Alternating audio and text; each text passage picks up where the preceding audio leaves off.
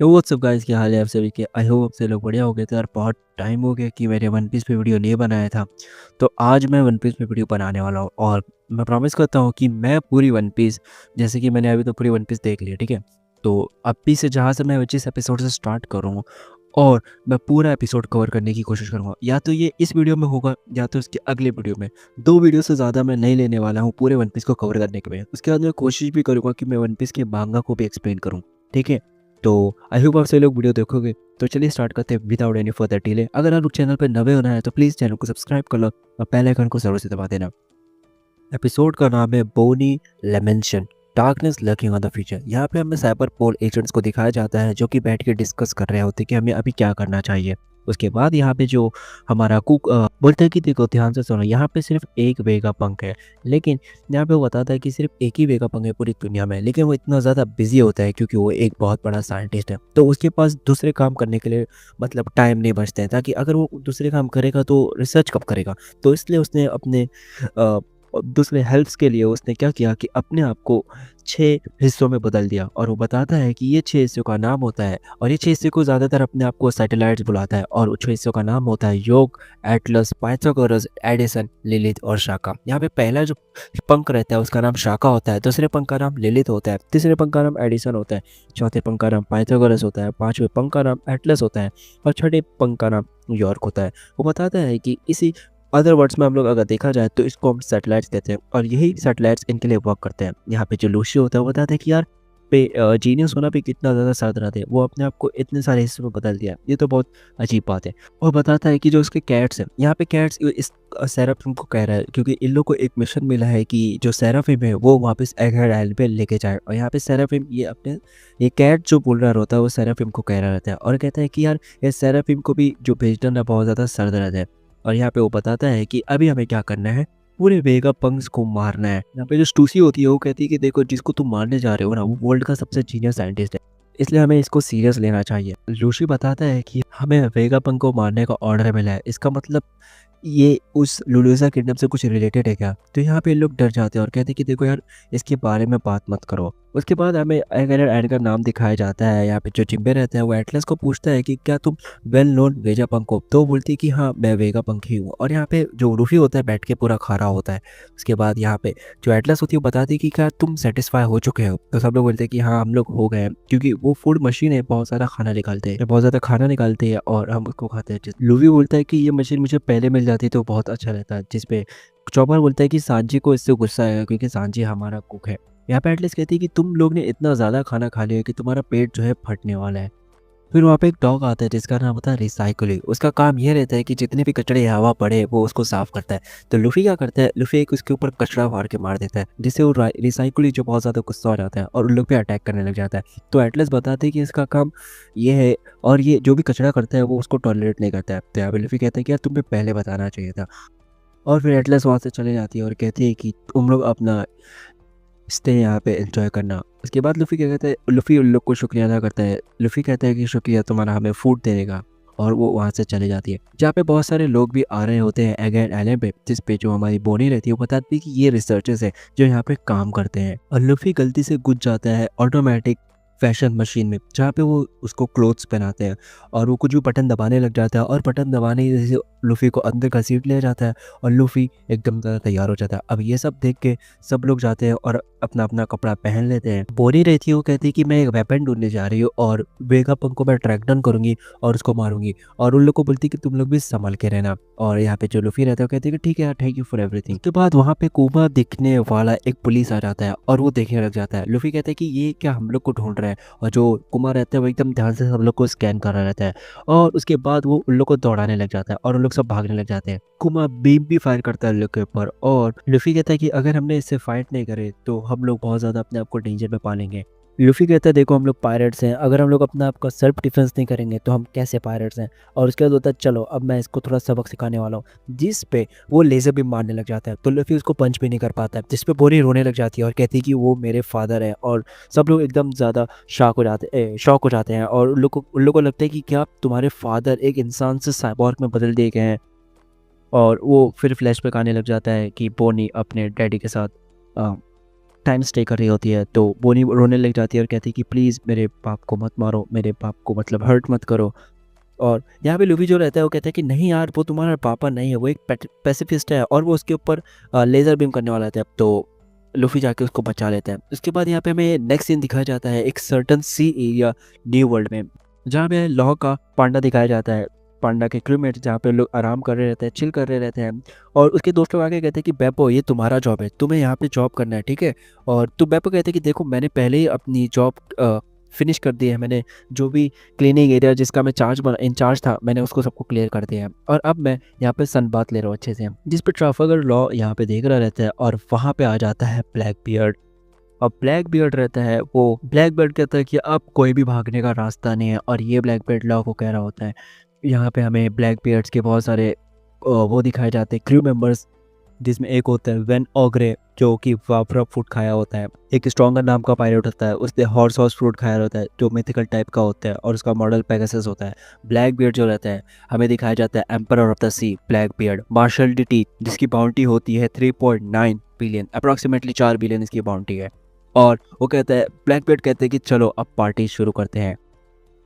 Law भी कहता है तो चलो देखते हैं, और यहाँ पे हमारा एक एपिसोड खत्म रहता है। नेक्स्ट एपिसोड का नाम होता है the winner takes all Law versus Blackbeard. जो लॉ रहते हैं वो सबमरीन के अंदर से भाग रहे होते हैं, और जो ब्लैक बियर्ड होता है वो अपनी फ्रूट निकालते हैं और वो कहता है कि मैं तुम्हें भागने नहीं देने वाला हूँ, और एक सी में बहुत बड़ा टोर्नेडो लेके आ जाता है। लॉ के सबमरीन के अंदर होल हो जाता है और उससे एक बंदा बोलता है कि अगर हम लोग ने एक और हिट लिया तो शिप है वो क्रश हो जाएगी वाटर के प्रेशर से। जिस पर लॉ कहता है ठीक है। जो लॉ रहता है वो कुछ बोलने ही वाला होता है, तो उसके क्रूवर्स बोलते हैं कि क्या लॉ एक वुमेन बन गया, जहाँ पे लॉ एक सच में एक वुमेन बन जाता है, और वो कहता है कि चलो फट से रेडी हो जाओ फाइट के लिए, एकदम जल्दी करो। उसकी टीम में बहुत ज़्यादा खुश हो जाते हैं कि हमारे कैप्टन एक वुमेन बन चुके हैं।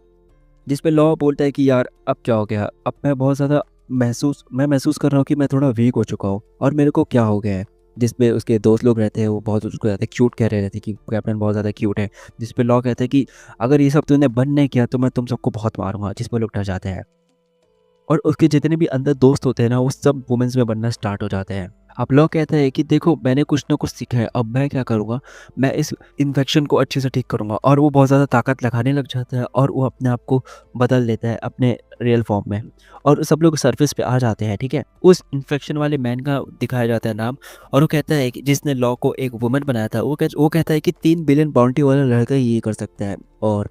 और वो बंदा लॉ को कहता है कि मुझे पक्का पता है कि तुमने फेमिनाइजेशन डिजीज को एंजॉय किया है। यहाँ पे जो ओगरे रहता है जो कि वाफ्रा फूड खाया होता है, वो कहता है कि बर्गर्स, चलो हम लोग आइलैंड पे जाते हैं। और उसके बाद हमें दिखाया जाता है कि जो माउंटेन है वो अपने आप मूविंग करने लग जाता है, तो बर्गर्स जो है उस पूरे माउंटेन को उठाया होता है और वो खाया होता है स्ट्रॉन्ग फूड पावर। जिस पे उसके सब लोग दोस्त लोग डर जाते हैं और कहते हैं कि यार इतना बड़ा माउंटेन कोई कैसे उठा सकता है, और बर्गर्स वो पूरा माउंटेन उठा के फेंकने वाला होता है। फिर वहाँ पे ब्लैक बियर्ड आता है। ब्लैक बियर्ड कहता है कि बहुत समय बाद मिले लॉ। तो लॉ कहते हैं कि ब्लैक बियर्ड तुम यहाँ पे क्यों आए हो।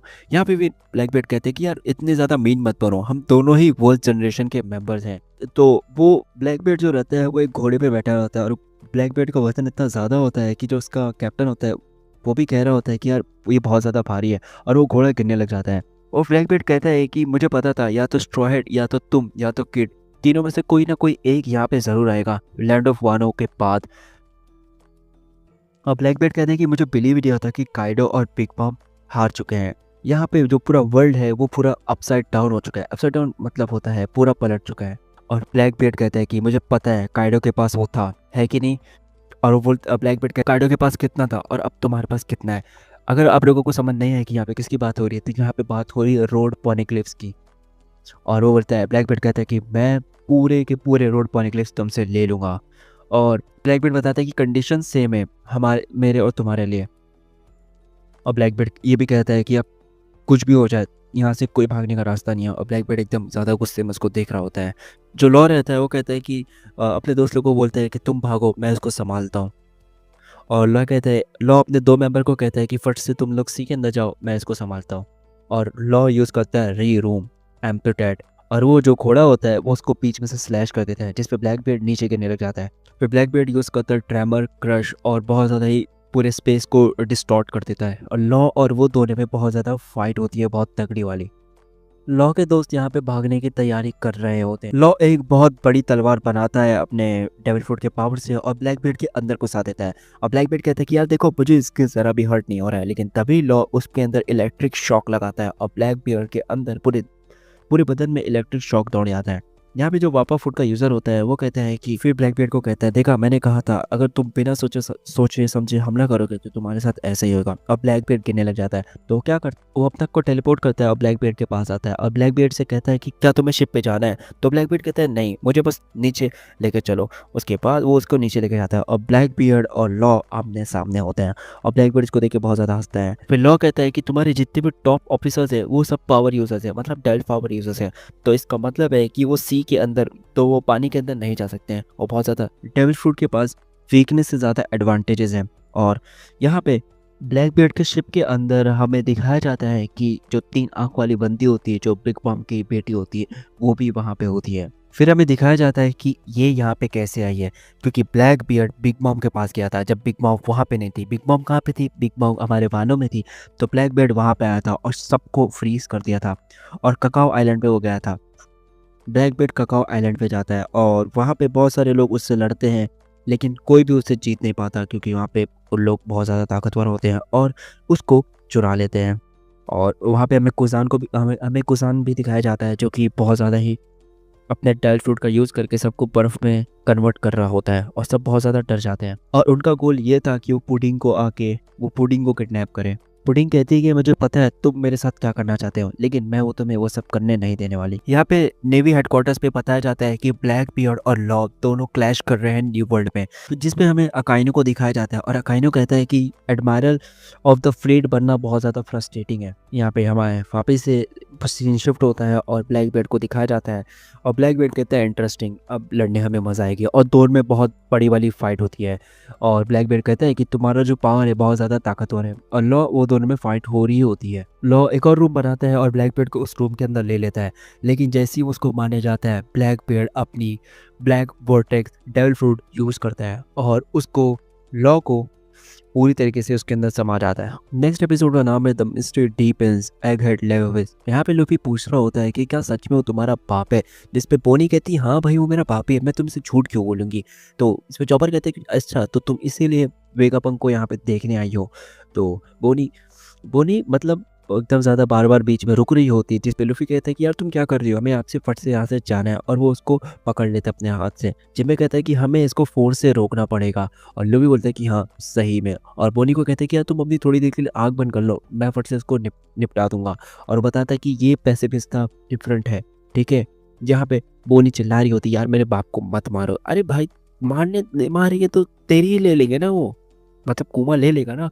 और ये इतना जोर से चिल्लाती है और अपने डेविल फ्रूट का यूज़ करती है और जिम्बे को एक बच्चा बना देती है। और क्यूमा जो है जो पैसिफिस्ट है वो यहाँ पे मारने जा रहा होता है और लूफी जो है बुढ़ा बन जाता है। और उसके बाद ये सब एकदम ज़्यादा चेंज हो जाते हैं और बहुत बुढ़े हो जाते हैं। और जो कुमा रहता है, मतलब जो पैसिफिस्टा रहता है, वो चले जाता है क्योंकि पैसिफिस्टा ने इनके फेस को रिकॉग्नाइज नहीं कर पाया, मतलब पहचान नहीं पाया, और वो चले जाते हैं। लूफी जो है 70 साल का बुढ़ा बन जाता है और लूफी कहता है कि तुम तो मुझे एक अच्छे बेटर एज में भी कर सकती थी, लेकिन तुमने मुझे बुढ़ा बना दिया। चॉपर कहता है देखो हम पहले भी पैसिफिस्टा से बहुत ज़्यादा ही परेशान हो चुके हैं, हमें हमारे पास्ट में बहुत अच्छे रिलेशन है पैसिफिस्टा के साथ। तुम समझ रहे हो ना सबाउडिया का, अगर आप लोगों को पता होगा तो, जिसमें जिम्बे कहता है कि वो क्लोन है किसी का जो कि एक ह्यूमन होता था, जो कुमा की बात कर रहे हैं। और जिम्बे कहता है कि हमारी भी बात सही है, वो एक इंसान था, फिर उसके इंसान से बहुत सारे लोग को क्लोन बनाया गया, तो उस इंसान की भी कोई फैमिली होगी, तो वो फैमिली बोनी होती है उसकी, ठीक है। जिम्बे कहता है कि बोनी तुम बुरा मत मानना, लेकिन मैंने जहाँ तक सुना हो जो हमारा कुमा है वो एक एविल किंग है सॉर्बेट किंगडम का। और वो बोलता है कि रेवोल्यूशनरी आर्मी का मेंबर बनने के बाद उसको नेवी ने अरेस्ट कर लिया था और एक सेंटेंस लाइफ दे दिया था, मतलब पूरे ज़िंदगी भर के लिए लाइफ टाइम प्रिजन दे दिया था। लेकिन वेगापंक वो बहुत ज़्यादा डीपली इंटरेस्टेड था उसके बदन के अंदर, उसकी बॉडी के अंदर, तो उसने पोटेंशियल देखा और नेवी से रिक्वेस्ट करी कि कुमा को उसके हवाले कर दिया जाए और वो एक आर्मी बनाएगा पूरे क्लोन की। और उसको फिर कुमा को 7 वॉरलॉर्ड्स ऑफ द सी भी बना दिया गया इसी में। बोनी कहती है कि हाँ, तुमने जो भी बात कही वो सही कही, लेकिन जो साइबोर्ग वाली बात है ना कि उसने अपने आप को खुद सबमिट किया साइबोर्ग बनने के लिए, वो बहुत ही झूठी लगती है मुझे। क्योंकि कोई क्यों अपने आप को साइबोर्ग बनने के लिए भेजेगा जब उसके पास उसकी पूरी फैमिली है। जिसमें कहता है मुझे नहीं पता कि कुमा द टायरन ने ऐसे कौन से क्राइम्स किए जिस वजह से उसको साइबोर्ग बना दिया गया। अगर आप लोगों को टायरन का मतलब नहीं मालूम है, टायरन का मतलब होता है एकदम बहुत ज़्यादा एविल, या फिर तुम उसको एक जंगली समझ सकते हो। जिस पे ये सुन के बोनी को गुस्सा आ जाती है और वो एक मतलब अपने डेविल फ्रूट का स्ट्राइक मार दिया और बताती है कि पापा जो थे वो कोई टायरन नहीं थे। और वो कहती है कि ये सब बात में ये सब और नहीं बोलना मेरे पापा के बारे में। और बताती है कि मेरे पापा को वर्ल्ड गवर्नमेंट से बहुत ज़्यादा चिढ़ थी। ऐसा ऐसा हो ही नहीं सकता कि मेरे पापा वर्ल्ड गवर्नमेंट के साथ कॉपरेट करें। और बोलती है कि उनको ज़रूर फोर्सफुली मॉडिफाइड कर दिया गया होगा। जिस पे लूफ़ी कहता है कि अरे तू मुझे मारना चाहती थी क्या? वो कितना ज़्यादा ये बहुत ज़्यादा करीब था। हम लोग मर सकते थे क्योंकि हम अभी बुड्ढे हो चुके हैं, हमारे पास कोई ताकत नहीं बची, तो प्लीज़ अगली बार से ऐसा मत करना। उन लोग ऐसी जगह पे होते हैं जहाँ पे बहुत बड़ा भंगार पड़ा होता है और वो वेगापिंक के इन्वेंशंस के जितने भी भंगार है वो वहाँ पे पड़े होते हैं।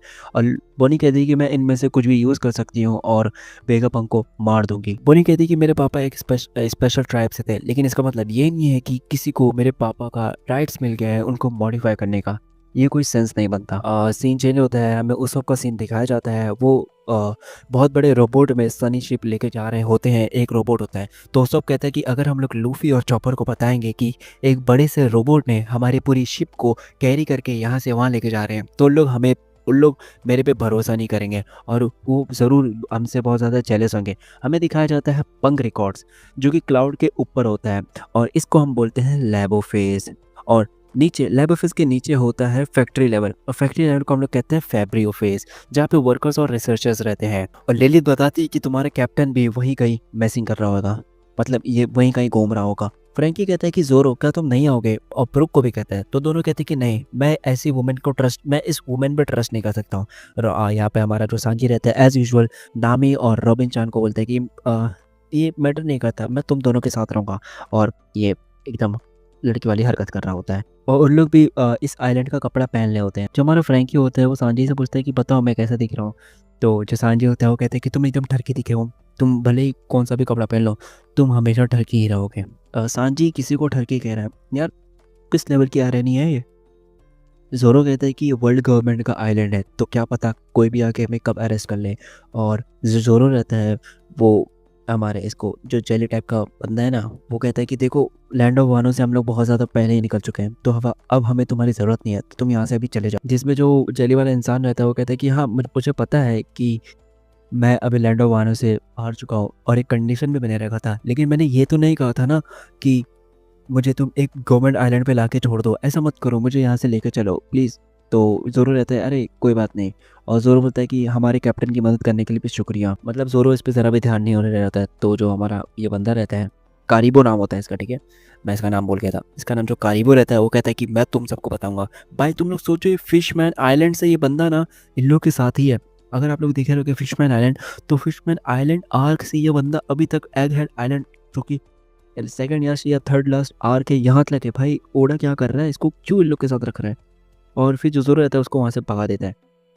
यहाँ पे लिली जो बता रही होती है कि जो फायर है वो हर एक फॉर्म ऑफ एनर्जी में कन्वर्ट कर दिया जा सकता है। फिर लिलित को फ़ोन आता है और लिलित एक दीवार के अंदर से बाहर चली जाती है, जिस पे सांजी कहता है कि क्या ऐसे कैसे हो सकता है। तो सांजी ऐसा मुंडी अंदर अपना नेक अंदर डालता है और देखता है कि क्या है। तो सब लोग डर जाते हैं और कहते हैं कि उसका नेक तो पूरा अंदर चले गया है। तो रॉबिन बोलती है कि डरो मत, अगर उसका गला कट गया होता तो बहुत ज़्यादा खून होता। तो सब लोग एकदम अंदर से चले जाते हैं, मतलब सब लोग फिर एकदम अच्छे से चले जाते हैं। जो सांजी है पहले सबसे पहले अंदर जाता है और फिर सांजी बोलता है कि ठीक है कोई नहीं, तुम लोग सब लोग आ जाओ, कोई दिक्कत तो है नहीं सर। फिर उन लोग की एक आवाज़ आ रही होती है, उस आवाज़ बोलती है कि यहाँ से एकदम सीधा चलना। उसके बाद वो आवाज़ अपने आप को बताती है कि मेरा नाम है वेगापंग एडिसन। और उसके बाद वो एक बीच में सेंटर में लाके छोड़ते हैं उन लोग को, और वहाँ पे बहुत सारे डोर्स होते हैं। तो एडिसन कहते हैं कि ठीक है मैं ये डोर्स तुम्हारे लिए खोल रहा हूँ। और जैसे वो डोर्स खोलते हैं तो वहाँ पे होता है जिम्बे जैसा एक सेराफिम। अभी तक यहाँ पे इन लोग को इंट्रोड्यूस नहीं हुआ है कि सेराफिम कौन है, ठीक है। तो लोग बहुत ज़्यादा शांत हो जाते हैं, जिस पे हमारा उसॉप, गॉड उसॉप, वो कहते हैं कि देखो सबसे पहली पॉसिबिलिटी ये जिम्बे का चाइल्ड है, जिस पे नामी कहती है। दूसरी पॉसिबिलिटी जिम्बे एक चाइल्ड में बदल गया। तीसरी सांजी कहता है तीसरी पॉसिबिलिटी ये जिम्बे के जैसा दिखता है, लेकिन उसके पास अब एक पंख भी है, उसके पास विंग्स भी हैं। तो उन लोग पूछते हैं कि भाई तू कौन है? फ्रैंकी आता है और कहता है कि ये किड की तरह है, लेकिन ये जिम्मी की तरह बड़ा भी है। एक तरफ ये बच्चा भी है, लेकिन इसकी हाइट और फिजिक्स जिम्मी की तरह ही है। लेकिन फ्रैंकी कहता है चौथी पॉसिबिलिटी, ये एक पैसिफिस्ट है। और तभी जो सेराफिम रहता है वो उसके ऊपर कहते हैं कि जो जीनस होते हैं वो खुद का फ्यूचर भी देख सकते हैं। तो कॉल पे ये बात कर रहा होता है और कॉल के सामने वाला बंदा बोलता है कि तुम किस बारे में बात कर रहे हो वेगापंग। और चाका कहते हैं कि हम सब मरने वाले हैं। तो यहाँ पे जो हमें दिखाया जाता है कि जो नेक्स्ट फोन पे वहाँ पे जो बंदा है वो होता है ड्रैगन। और ड्रैगन कहता है कि मजाक करना बंद करो, ये फनी भी नहीं है। तो शाका कहते हैं कि बस मैं चाहता था कि मैं तुम्हें ये बता दूं। और हमें दिखाया जाता है ड्रैगन। और यहाँ पे हमारा एक और एपिसोड खत्म हो जाता है। नेक्स्ट एपिसोड का नाम है the brain of a genius 6 वेगापंग। यहाँ पे बीम आ रही होती है और उसको बोलता है कि मुझे पता था कि जो गवर्नमेंट है हमें ऐसे तो वेलकम नहीं करेगी। जिसमें नामी कहती है कि मुझे पहले ही लगा था कुछ तो स्ट्रेंज है, हम इतनी जल्दी इतना आगे कैसे आ सकते हैं। फ्रैंकी इस पे कहता है कि अच्छा तो तुमने हमें लर किया, मतलब फ्रैंकी कहता है कि तुमने हमें जाल में फंसाया और हमें मारने की कोशिश की, ये तो बहुत घटिया चाल है। रॉबिन कहती है कि हाँ इन्होंने पैसिफिस्टा रेडी किया था और वो जिम्मी की तरह ही दिख रहा है। सांची जो रहता है वो कहता है कि जो साइंटिस्ट जिस तरीके से सोचते हैं वो बियॉन्ड ऑफ अंडरस्टैंडिंग है। सब कहता है कि इसके अपीयरेंस से धोखा मत खाना, वो हमारा एनिमी है। और जो जिम्मी रहता है वो अंदर घुस जाता है, मतलब टेल फ्रूट यूज़र रहता है। तो जो उज़ॉफ रहता है वो एकदम बहुत डर जाता है, कहता है कि क्या ये पावर यूज़र भी है? तो फ्रैंकी कहता है ये तो मजाक लग रहा है, ये पावर्स तो सिर्फ जिम्बी के लिए है। और जो हमारा सेराफिम रहता है वो नामी पे अटैक करने जा रहा होता है। तभी सांची आता है और डेथ पेनल्टी मारता है उसको। रॉबिन जो रहती है वो कहती है कि तुमने अभी जो किया वो अनफॉरगिवेबल है। रॉबिन अपना डेल फ्रूट यूज़ करती है जिस पे जो एडिसन होता है वो स्क्रीन पे ये सब देख रहा होता है। और वो कहता है कि एक बहुत बड़ी इंप्रूवमेंट अपीयर हुई है, जिस पे पाइथागोरस रहता है और कहता है कि ऐसे मौके बहुत कम देखने को मिलते हैं। और वो बोलता है कि सेराफिम इससे और भी ज़्यादा स्ट्रांग होंगे। और यहाँ पे सेराफिम उसके सामने रहते हैं और उसके सामने रॉबिन रहती है और दोनों में मस्त लड़ाई होती है। और जो याला सेराफिम रहता है वो फिशमैन कराटे भी यूज़ कर रहा होता है। उसॉप अपना अटैक यूज़ करता है, स्पेशल अटैक ग्रीन स्टार। उसके बाद यहाँ पे उसॉप को वो सेराफिम जो रहता है वो पकड़ लेता है। तो उसको कहते हैं यार मुझे जाने दो। तो फ्रैंकी जो रहता है वो कहता है उसॉप मूव मत करो, मैं इसको अभी ख़त्म करता हूँ। यहाँ पे जो एडिसन रहता है वो देखता है इस एनर्जी को और वो कहता है कि एनर्जी, ये मत कहना कि ये एक बीम है। और जो हमारा फ्रैंकी रहते हैं वो बहुत बड़ा बीम फेंक के मारता है। और वो एडिसन यहाँ पे देखता है कि बोलते हैं कि ये बंदा कौन है जो कि बीम यूज़ कर रहा है। और एडिसन कहते हैं कि वो बहुत ज़्यादा एक्सट्रीमली हाई पावर का था और ये बहुत ज़्यादा क्लोज था। जो हमें दिखाया जाता है फिर एडिसन को, एडिसन का जो पावर है वो है थिंकर, ये बहुत ज़्यादा सोचता है, मतलब जितने भी न्यू आइडियाज़ है वो यही सोचता है। वो तो डर जाता है और यहाँ से भागता है। यहाँ पे सांजी से रहता है वो कहता है कि इसको एक ज़रा सा भी स्क्रैच भी नहीं पड़ी, ये तो इम्पॉसिबल है। या फिर जो हमारी रॉबिन रहती है वो कहती है कि मुझे नहीं लगता ये सिर्फ एक क्लोन है। एडिसन कहता है कि सेराफिम अभी एक चाइल्ड है और इसके ऊपर लेज़र बीम का एक्सपेरिमेंट अभी तक नहीं हुए, तो ये इसको संभाल नहीं पाएगा। लिलिथ कहती कि नहीं ऐसा कुछ नहीं है, मुझे चाहिए कि मैं इसे ख़त्म करूं। और जो लिली रहती है वो फ्रैंकी को बोलती है कि उसको क्या लगता है कि एक सेराफिम बनाने में कितना ज़्यादा कॉस्ट आता है। और लिलिथ जो है उसके ऊपर बहुत ज़्यादा गुस्सा हो जाती है। और वो लिलिथ जो रहती है वो कहती है कि पायरेट्स को रहम दिखाने का कोई मतलब नहीं है। और लिलिथ बहुत ज़्यादा एकदम एविल मोड में रहती है और वो बताती है कि मैं इस प्लेस को ग्रेवयार्ड्स बना दूंगी। यहाँ पे हमारे पाइथागोरस को दिखाया जाता है कि पाइथागोरस जो रहता है बहुत ज़्यादा लिख रहा होता है और वो बताता है कि ऐसे इंटरेस्टिंग बैटल का डेटा मिलना बहुत ज़्यादा मुश्किल होता है। फिर हमें दिखाया जाता है पाइथागोरस और उसका काम होता है विस्डम, ये भी कुछ ऐसे ही कुछ काम कर रहा होता है। पाइथागोरस बताता है कि सेराफिम के अटैक पैटर्न्स है वो डेवलप हो रहे हैं, वो जितने बड़े हो रहे हैं इसका मतलब है कि ये जो एक्सपीरियंस है वो उनके डेटा में स्टोर हो रहे हैं, इनके ब्लड लाइट एलिमेंट में स्टोर हो रहे हैं। और स्टोर होने का मतलब है कि जितने ज़्यादा वो स्टोर होंगे एक इंसान की तरह उतने ज़्यादा ही वो अच्छे से लड़ाई करेंगे बैटल में और उनकी थिंकिंग कैपेबिलिटी भी बढ़ेगी। फिर हमें दिखाया जाता है यॉर्क को। यॉर्क का काम होता है खाना, हगना, मुतना, सोना, यही उसका काम है। ऐसा जो रहता है मैं जितना ज़्यादा लिख रहा हूँ मुझे उतनी ज़्यादा भूख लग रही है और मेरे दिमाग में आइडियाज़ आते जा रहे हैं, मेरे पास टाइम नहीं खाने का। और यहाँ पे वो बताता है यॉर्क को और यॉर्क को ऑर्डर देता है कि यॉर्क मेरे लिए कुछ खाओ। अब जो योग रहती है वो कहती है कि ठीक है। और योग बहुत ज़्यादा खाना खा रही होती है, बहुत ज़्यादा खा रही होती है और इसकी वजह से एनर्जी बाकी सारे वेगापंक्स को मिल रही होती है। अब यहाँ पे शाका आता है और वो कहता है कि मुझे लगता है तुम्हें इनफ डेटा मिल चुका है, अब मुझे उनसे बात करने दो। और वो बोलता है कि ठीक है, अब हम नेक्स्ट स्टेप पे जाते हैं। और यहाँ पे जो फ्रैंकी रहता है सेराफिम के आगे, उसके जो पैर होते हैं वो जम जाते हैं। और यहाँ पे शाका आता है और बोलता है कि ठीक है सेराफिम, बहुत हो गया, पीछे हट जाओ। और सेराफिम यहाँ पे पीछे हट जाता है और यहाँ पे शाका आता है और बताता है कि मेरा नाम है डॉक्टर वेगापंक शाका। और वो कहता है कि ठीक है, तो तुम हो स्ट्रॉ हैट्स। और वो बताता है कि जो तुम जूते पहने हैं वो लैब के अंदर बहुत इजीली कंट्रोल किए जा सकते हैं, क्योंकि लैब के अंदर होते हैं मैग्नेट्स और वो मैग्नेट तुमसे चिपके हैं। यहाँ पे शाका बोलता है कि हम पायरेट्स पर ट्रस्ट नहीं करते, इसलिए हमें ये सब करना पड़ा। स्ट्रॉ हैट होते हैं, वो पूछते हैं कि एक और लेडी थी जो कि बात कर रही थी माइक्रोफोन से। तो वो बताते हैं कि हाँ, वो फीमेल वेगापंक है। तो इन लोग बोलते हैं कि भाई कितने वेगापंक है तुम लोग। अब नेक्स्ट सीन आ जाता है। अब नेक्स्ट सीन में यहाँ पे जो लूफी होते हैं, वो जो बहुत सारा भंगार होता है ना, वहाँ पे वो कुछ इंटरेस्टिंग ढूंढ रहे होते हैं। और लूफी कहते हैं कि मुझे यकीन नहीं होता कि ये वेगापंक के इन्वेंशंस हैं। पोनी कहती है कि ये सब उसके फेलर्स हैं, मुझे नहीं लगता वो कुछ अच्छा बनाता है, वो सिर्फ भंगार ही बनाता है। यहाँ पे फिर एक और हमारा सीन चेंज होता है। फ्रैंकी बोलता है कि मुझे देखो तुम्हारी ये टेक्नोलॉजी देखनी है कि तुम कौन सी टेक्नोलॉजी, किस टाइप की टेक्नोलॉजी यूज़ करते हो ये सब बनाने के लिए। और फ्रैंकी कहता है कि ये मत कहना कि हम दोनों एनिमी से, चलो फ्रेंड बनते हैं। शाका बताता है कि ऐसी टेक्नोलॉजी जो कोई भी क्रिएट नहीं कर सकता।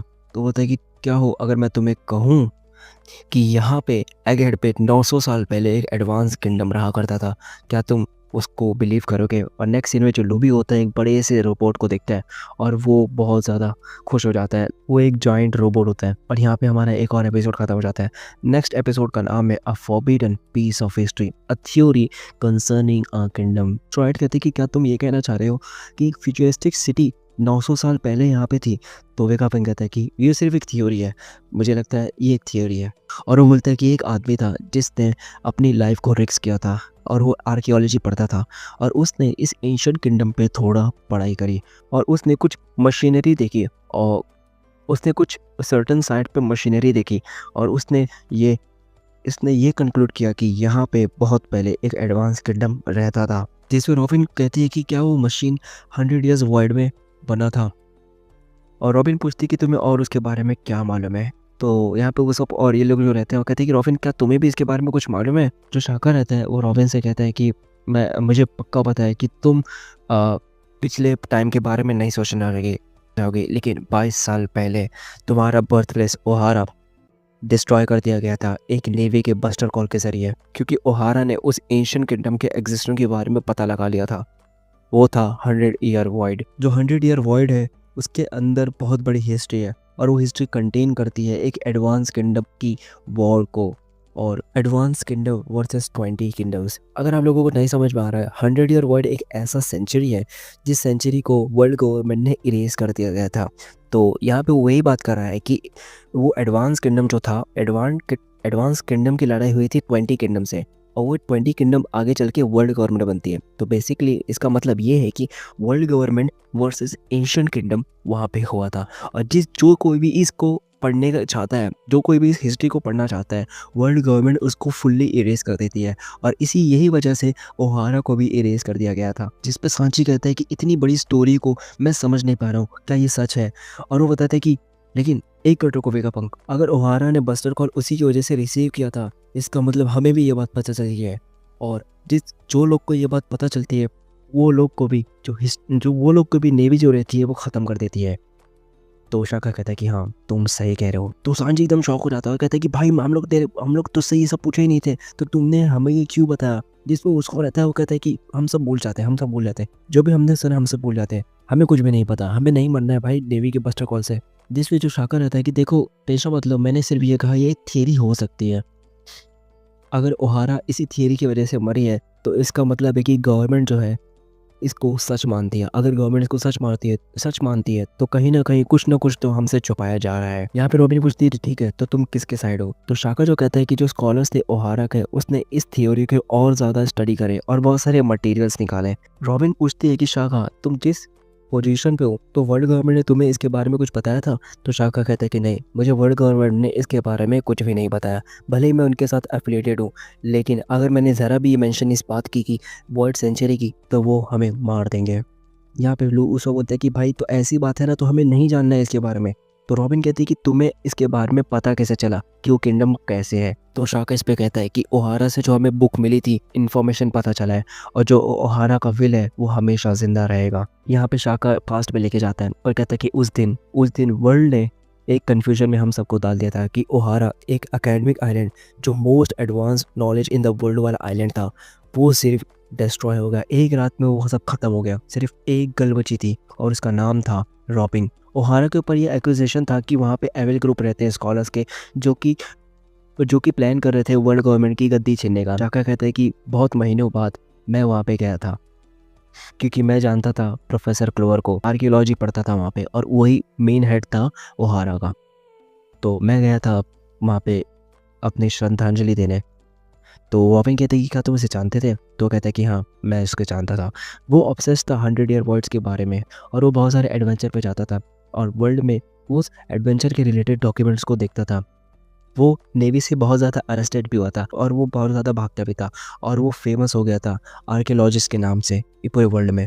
और स्कॉलर जो उससे इम्प्रेस हुए थे वो वहाँ पे आ गए ओहारा में उसके साथ रहने, और वहाँ पे वो नॉलेज शेयर करते थे, और वो आइलैंड बन चुका सेंटर फॉर आर्कियोलॉजी। शाका कहता है तुम कह सकते हो कि वो इंसिडेंट किस लिए हुआ? इसलिए हुआ क्योंकि ओहारा में बहुत ज़्यादा टैलेंटेड लोग रहते थे। फिर हमें पास्ट का सीन दिखाया जो क्लोवर रहता है, वो कहता है कि किसी को भी ये हक नहीं है कि वो हमसे वो हक छीन ले ताकि हम वो 100 ईयर वॉइड सेंचुरी के बारे में ना जाने। ऐसा हो ही नहीं सकता। तुम होते कौन है हमें रोकने वाले? और वो बताता है, क्लोवर कहता है कि मैंने पॉनिग्लिफ्स और कुछ डॉक्यूमेंट्स, एंशिएंट डॉक्यूमेंट्स को मैंने एनालाइज किया, और मैंने ये नोटिस किया कि पहले एक कंट्री हुआ करती थी, लेकिन अब उस कंट्री का कोई भी ट्रेस नहीं है, उसका कोई नामो निशान नहीं है। लेकिन वो डॉक्यूमेंट्स में ऐसा एक ग्रैंड किंगडम था जो कि 100 ईयर पॉइंट में। ये तो सच बात है, लेकिन ओवर द टाइम गवर्नमेंट में इस इंफॉर्मेशन को बहुत ज़्यादा ट्विस्ट कर दिया है, मतलब इसमें बहुत सारा झूठ उठ पड़ दिया। लेकिन पक्का पहले एक कुछ ना कुछ तो था। और जो क्लोवर रहता है वो ये बता रहा होता है कि फिर उन्होंने 20 किंगडम जो थे, 20 किंगडम ने अलायंस बनाया और वर्ल्ड गवर्नमेंट बनाए।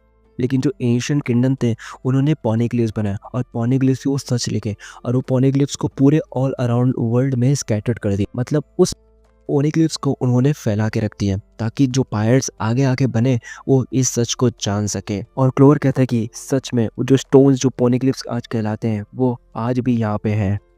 और उसके बाद यहाँ पे जो 5 एल्डर्स रहते हैं वो कहते हैं कि अच्छा, ये तो कुछ ज़्यादा ही सच कह रहा है। और 5 एल्डर्स में से एक बंदा कहता है कि ये सच है, जो एंशिएंट वेपन है उस पूरे वर्ल्ड को थ्रेटन किया था। जो क्लोवर रहता है वो कहता है कि ये तो सच है कि एंशिएंट वेपन ने पूरे वर्ल्ड को डरा दिया था, लेकिन इससे बड़ी डरावनी चीज़ ये है कि जो वर्ल्ड गवर्नमेंट है वो ज़्यादा डरी हुई है, ताकि कोई भी, वो और ज़्यादा डरी हुई है क्योंकि कोई वर्ल्ड गवर्नमेंट नहीं चाहती कि कोई भी उस सेंचुरी के बारे में जानने का हक रहे, कोई भी उस सेंचुरी के बारे में जाने। और कोई भी उस सेंचुरी के बारे में जानना चाहता है तो वर्ल्ड गवर्नमेंट को बहुत ज़्यादा डर लगता है। उस प्रॉस्पेरस किंगडम का नाम, जो जिसके पास चाबी थी, हर एक चीज़ की चाबी थी, उसका नाम था, और वो नाम बोलने जा रहा ही होता है तभी उसको वहाँ पे शूट कर दिया जाता है। और वो बंदा जो शूट किया रहता है वो कहता है कि ओहारा ने बहुत कुछ जान लिया, अब इसको ख़त्म करना पड़ेगा। और वो कहते हैं कि अटैक का सिग्नल दे दो, और वो कहता है कि चलो अब बस्टर कॉल इनिशिएट करते हैं। और ओहारा पे बस्टर कॉल इनिशिएट हो जाता है, और वहाँ पे बहुत ज़्यादा फाइट हो रही रहती है। वहाँ पे नेवी शिप आ जाती है और वहाँ पे फायर करने लग जाते हैं ओहारा किंगडम पर। और यहाँ पे हम देखते हैं कि ओहारा की जो बड़ी सी लाइब्रेरी होती है उसमें बुक्स गिर रहे होते हैं और क्लोवर रो रहा होता है। नेक्स्ट सीन में दिखाया जाता है कि जो शाका बताता है कि जब मैंने ओहारा पे कदम रखा तो वो पूरा एक एब्सोल्यूट डिज़ास्टर में बदल गया था। जो ट्री ऑफ नॉलेज थी वो भी पूरी जल के राख हो गई थी। और वो बताता है कि वहाँ पे जितनी भी चीज़ें थी सब जल के राख हो गए थे। लेकिन मैं जितना ज़्यादा अंदर गया तो मैंने देखा वहाँ पे एक पॉन्ड था, एक पाउंड था, मतलब एक तालाब था जिसके अंदर वो पूरी बुक्स रखी थी। वहाँ पे इतनी ज़्यादा बुक्स रखी थी और हर एक टाइप की वहाँ पे बुक थी, और वो पॉन्ड आइलैंड के सेंटर में था। और शाका बताता है उनके पास टाइम था, वो आइलैंड छोड़ के जा सकते थे, लेकिन वो आइलैंड छोड़ के गए नहीं। उन्होंने जितनी भी बुक्स थी उनको सेंटर ऑफ आइलैंड में छोड़ दिया ताकि ओहारा की लेगेसी फ्यूचर में भी रहे। और शाका बताता है कि जो बुक वहाँ पे छोड़ी गई थी, कोई भी सोल्जर जो वहाँ आता तो उसे उस बुक की वैल्यू नहीं पता चलती। तो वो बताता है कि ये एक प्रकृति ओहारा के लिए है। लेकिन जब मैंने वो बुक देखा, शाका बताता है जब मैंने वो सब देखा, मैं अपने आप को रोक नहीं पाया और मैं रोने लगा। फिर हमें रॉबिन का सीन दिखाया जाता है जहाँ पे रॉबिन की माँ जो रहती है वो एक बड़े वाले जाइंट को कहती है, जायंट का नाम साउल है, ठीक है? रॉबिन का ख्याल रखना और उसको यहाँ से कैसे भी करके निकाल देना। यहाँ पे रॉबिन कहती है नहीं मैं नहीं चाहूँगी, आप मेरे साथ क्यों नहीं आ रही हो? तो उसकी मॉम कहती है देखो मुझे अभी भी कुछ काम करना है और मैं वो काम करके जल्दी से आ जाऊँगी। तुम एक ओहारा की स्कॉलर हो तो तुम्हें ये सब समझना होगा। रॉबिन की माँ उससे कहती है कि हिस्ट्री जो है वो एक ख़जाना है और इंसानियत के लिए हिस्ट्री एक ख़जाना है और यही चीज़ आगे जाके फ्यूचर में तुम्हें काम देगी। लेकिन अगर हम लोग हिस्ट्री को कंजर्व करके नेक्स्ट एरा में पास नहीं करेंगे तो वो हिस्ट्री मिट जाएगी, ठीक है? तो ये हमारा कर्तव्य बनता है कि हम हिस्ट्री को एक फ्यूचर से लेके दूसरे फ्यूचर में लेके जाए, ठीक है? और हमें सीन दिखाया जाता है कि बहुत सारी बुक जो है अंदर फेंक रहे होते हैं। यहाँ पे शाका बताता है कि हिस्ट्री को रिवील करना ओहारा वो नहीं करना चाहती थी। वो सिर्फ उस वॉइसेस को मतलब उन आवाज़ों को फैलाना चाहती थी जो पहले के लोग आगे जाके फैलाने वाले थे। मतलब हिस्ट्री को जो पास करते हैं वो वही कर रहे थे, लेकिन गवर्नमेंट ने उन्हें शट डाउन कर दिया। और रॉबिन की माँ कहती है कि हमारी रिसर्च तो ख़त्म हो गई, भले ही ओहारा ख़त्म हो गया, लेकिन हम लेकिन हम ये हार नहीं मानेंगे। हम इस हिस्ट्री को आगे ज़रूर लेके जाएंगे। और रॉबिन की माँ कहती है रॉबिन को कि तुम ये चीज़ ज़रूर किसी ना किसी दिन समझ जाओगे। और यहाँ पे जो साउल रहता है वो रॉबिन को कहता है रॉबिन तुम बहुत स्ट्रांग हो और तुम्हारी मॉम भी बहुत स्ट्रांग है और तुम्हारी मॉम एक हॉनरेबल है। और वो साउल जो है रॉबिन से कहता है कि वो दिन ज़रूर आएगा जब तुम इस आइलैंड की हिस्ट्री को पास डाउन करोगे और बताओगे कि ओहारा ने लड़ाई की पूरे वर्ल्ड से। यहाँ पे रॉबिन रोने लग जाती है। तो जितने भी हमारे स्ट्रॉ हैट्स के मेंबर रहते हैं वो शाका को चिल्लाने लग जाते हैं कि तुमने ऐसा क्या किया कि वो रोने लग गई। रॉबिन कहती है कि ओहारा ने उस किंगडम की असलियत जान ली थी, इसलिए वर्ल्ड गवर्नमेंट ने उसे मार दिया। तो रॉबिन पूछती कि तो अच्छा तो अब वो सब बुक्स कहाँ पे है? जी पे शाका कहता है कि मैं चाहता था कि वो पूरे बुक्स को पंखाजाड़ में ले आऊँ, लेकिन अगर वहाँ पे हायर अप्स आ जाते, वहाँ पे अभी मरीन के बड़े लोग आ जाते तो बहुत ज़्यादा दिक्कत हो जाती। तो उसके बाद उस दिन मैं एक ऐसे लोग से भिड़ा और वहाँ पे उसका कहने का मतलब तो ड्रैगन से, वहाँ पे ड्रैगन भी आया होता है। एक सीन में जिम्बे और बॉनी ये बड़े से आयरन जायंट को देख के बहुत ज़्यादा शॉक हो जाते हैं और तभी वहाँ पे एक हाथ निकल के आता है और वो हाथ हेल्प मांग रहा होता है। और वो जो बुढ़ा आदमी रहता है वो कहता है कि अरे यार मैं फिर से फेल हो गया। और कहता है कि शायद से स्पेस और टाइम डिस्टॉर्ट हो गया जब मैं अपना काम कर रहा था। यहाँ पे लूफी चॉपर से कहता है कि वहाँ पे कोई बुढ़ा है क्या? और यहाँ पे एक बुड्ढा रहता है जो कि सिंग कर रहा होता है, मतलब उसकी बॉडी जो है अंदर ठस रही रहती है। तो लुबी कहता है कि मुझे नहीं पता क्या हो रहा है, क्या तुम्हें हेल्प चाहिए ओल्ड मैन? तो कहता है कि हाँ यार मुझे हेल्प चाहिए और वो उसकी हेल्प कर लेता है। और उसके बाद वो बुड्ढा बाहर निकलता है और वो कहता है कि अच्छा तो तुम ड्रैगन के बेटे हो ना, है ना? तो लुफी कहता है कि हाँ मैं तो वही हूँ। तो ये बुड्ढा कहता है कि अच्छा मुझे पता तब तुम यहाँ पे आओगे। और बुड्ढा जो रहता है वो बोनी को भी पहचान जाता है और वो कहता है कि अच्छा तो तुम बोनी हो ना, तुम तो बड़ी हो गई हो। और यहाँ पे ये लड़की उसका नाम लेती है, बोनी उसका नाम लेती है वेगापंक, और बहुत ज़्यादा गुस्सा हो जाती है। वेगापंक बोनी को देख के बहुत ज़्यादा खुश हो जाता है और कहता है कि मैं खुश हूँ कि तुम अच्छा कर रही हो। और वो उड़ने लग जाता है, जिस पर लूफी कहता है कि अरे बुड्ढे तू उड़ने लग गया? लूफी कहता है बुड्ढे आदमी तू उड़ रहा कैसे है? तो वेगापंक कहता है कि तुम भी वो शूज़ वियर कर रहे हो, तुम्हें बस वहाँ दबाना है और तुम उड़ने लगोगे। और ये दोनों उड़ने लग जाते हैं। और अब यहाँ पे इंट्रोड्यूस होता है man with the best brain in the world, एक ऐसा आदमी जिसका दिमाग पूरी दुनिया में सबसे बेस्ट है। उसका नाम होता है doctor Vegapunk, a genius scientist doctor Vegapunk. और यहाँ पे हमारा एक और एपिसोड ख़त्म हो जाता है। नेक्स्ट एपिसोड का नाम है the will of Ohara the inherited research. 22 साल पहले ओहारा डॉक्टर वेगा पंक रहता है, वो कहता है कि तूने बहुत अच्छा काम किया उन सबको बचा के। और वो कहता है कि ये विक्ट्री है ओहारा के लिए। तभी वो देखता है कि वहाँ पे कुछ जॉइंट्स होते हैं और बहुत सारी बुक्स जो है इकट्ठा कर रहे रहते हैं। और वो कहता है कि ये लोग कौन है और इन लोग को पता भी है ये बुक्स कितनी ज़्यादा वैल्यूबल है। तो वहाँ पे पीछे से आ जाता है हमारा ड्रैगन। ड्रैगन कहता है कि तुम्हारा सर तो वापस एकदम बहुत ज़्यादा बड़ा हो चुका है। मैं क्लोवर को जानता था, वो पूरे दुनिया में घूमता था और ये इस सब के बारे में रिसर्च करता था, इसकी वजह से वो मारा गया। तो वो कहते तो डॉक्टर वेगापन कहता है तो तुम क्लोवर को जानते थे? हाँ मैं उसे जानता था। तो उसके बाद ड्रैगन कहते कि अच्छा तो तुम सोच रहे हो कि वो जायंट्स क्या कर रहे हैं? वो जायंट्स है एल्बाफ के स्कॉलर्स और वो ये सब बुक लेने आए हैं। वो ये सब बुक की वैल्यू जानते हैं। इनका जो कैप्टन है वो एक स्ट्रेंज मैन है जिसके पूरी बॉडी पे बैंडेजेस लगाए हैं और वही वही कैप्टन ने इन्हें ये करने को बोला है। ड्रैगन कहता है कि उस मैन ने कहा था कि ओहारा की लेगेसी जारी रहेगी क्योंकि ओहारा की लेगेसी को आगे बढ़ाने के लिए ये सब लोग ने जान दिए हैं और मैं ये इरेज नहीं होने दूंगा हिस्ट्री से। जिस पे ड्रैगन कहता है कि मैं खुश हूँ कि तुमने और तुम्हारे वर्ल्ड गवर्नमेंट ने इन बुक के बारे में नहीं जाना। यहाँ पे वेगापन कहते हैं कि यार ऐसा मत कहो, मैं ये सब नहीं करने वाला था, ठीक है? तो कहता है कि मुझे यकीन नहीं होता तुम गवर्नमेंट के कुत्ते बन चुके हो, और इनविटेशन भी रिजेक्ट कर दिया था फ्रीडम फाइटर ज्वाइन करने के लिए। तो विज्ञापन कहता है कि मैं तुम्हारे पूरे जैसे आर्मी में क्या ही इन्वेंशन कर सकता था, इसलिए मैंने वो सब मुझे ये करना पड़ा। जिस पे ड्रैगन कहता है कि तुम हमेशा एकदम सच बोलते हो, और ड्रैगन कहता है कि वर्ल्ड गवर्नमेंट एक ह्यूज ऑर्गेनाइजेशन है और वहाँ पे ऐसे लोग भी हैं जो तुम्हारी बात को सुनेंगे भी। ड्रैगन यहाँ पे विज्ञापन कहता है कि अपने टारगेट को मिस्टेक मत करो ड्रैगन। ड्रैगन कहता है कि इस इंसिडेंस ने मुझे बहुत ज़्यादा हर्ट किया है। यहाँ पे इतने ज़्यादा हार्मलेस स्कॉलर्स थे जिसने सिर्फ क्वेश्चन किया था कि ये सब क्या है, और लॉ ने उन्हें पूरे तरीके से मिटा दिया। ड्रैगन कहता है कि मैं एक ऐसी आर्मी बनाऊंगा जो कि इस वर्ल्ड गवर्नमेंट से फाइट करेगी, और वो बोलता है कि डॉक्टर वेगापंग तुम देखो, मैं इस वर्ल्ड को चेंज करने जा रहा हूँ। मैं क्लोवर के डेथ को ज़ाया नहीं जाने दूंगा और ना ही ओहारा के लोग को ज़ाया जाने दूंगा, तुम बस देखते जाओ। और उसके बाद उसी कुछ साल बाद ड्रैगन ने टीम अप किया एम्पेरियो इवांको, बार्थोलोमो कुमा, और उसने बनाया रेवोल्यूशनरी आर्मी जो कि पूरे वर्ल्ड में बहुत ज़्यादा फेमस हो गई। गांधी कहते हैं कि शिट, मुझे तो ये पता ही नहीं था कि जो ईवा जो है एक फाउंडिंग मेंबर है रेवोल्यूशनरी आर्मी की। नामी जो रहती है वो कहते हैं कि लूफी के डैड कितने ज़्यादा पैशनेट है। वो सब कहते हैं कि एक मिनट, क्या तुमने अल्बाफ कहा?